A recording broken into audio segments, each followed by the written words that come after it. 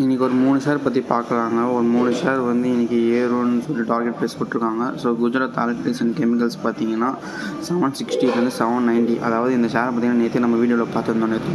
நேற்று இன்னும் அப்லோட் பண்ணல, இதுக்கப்புறம் அப்லோட் ஆகும். ஸோ அந்த வீடியோவில் வந்து பார்ப்போம் அந்த ஷேரை பற்றி. ஸோ இவங்க வந்து 760 வந்து பை ரேட்டிங் கொடுத்துருக்காங்க. அதாவது பார்த்திங்கன்னா இப்போ கரண்டாக ட்ரேட் ஆகிட்டு 726 9% ஏறும்னு சொல்லியிருக்காங்க. ஸோ பார்ப்போம்.